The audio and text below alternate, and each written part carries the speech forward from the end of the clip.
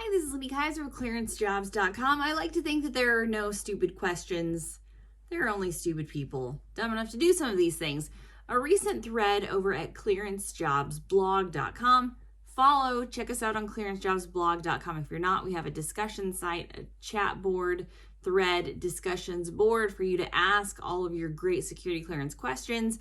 There's also a lot of background investigators who comment there and share their insights. So if you're going through the process, it's a great resource. But one of those background investigators noted how with the move for more telephonic and VTC enhanced subject interviews, there are a lot of people who are taking that process a little bit too casually. Specifically noted a few faux pas that people have taken. Doing your enhanced subject interview from the car.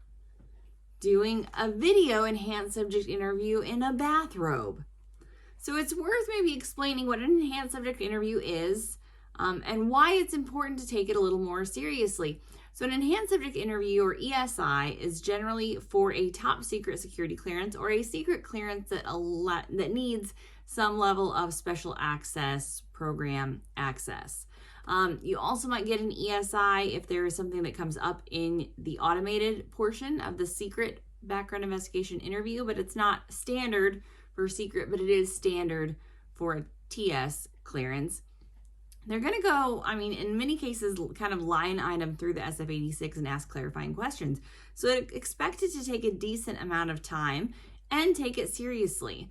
We have several articles over at clearancejobs.com with advice for doing your personal subject interview, what to expect from that interview. Take all of that into consideration if it's also via phone. Traditionally, they used to all be done in person. One of the backlog mitigation techniques was actually to have more of them done via phone or via VTC. Obviously, that's been a huge help as we've moved into this COVID environment. Not everybody in their offices are able to meet in person potentially. So if you have a phone or video ESI, treat it the same way you would the traditional ESI. Prepare for it, print out a copy of your SF-86 and have it in front of you.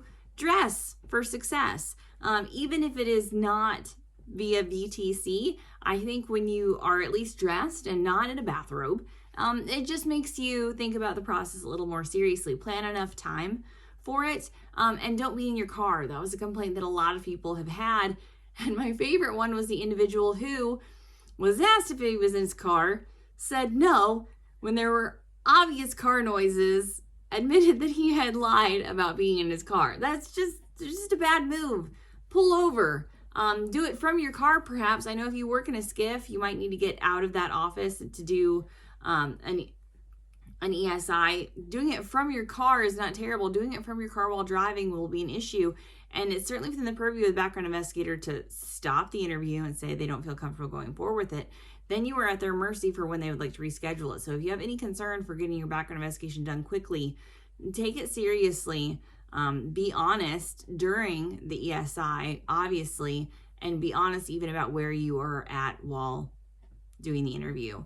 So for more tips, definitely visit us over at clearancejobs.com. But just remember, phone, video, in person, they are all a chance to provide a good impression, to provide mitigating information. Just because the background investigator is not making the decision doesn't mean they can't write in their notes, subject A in a bathrobe. Who wants that in their record? So take your ESI seriously if you would like to obtain a security clearance. For more hot tips like this, visit us over at clearancejobs.com.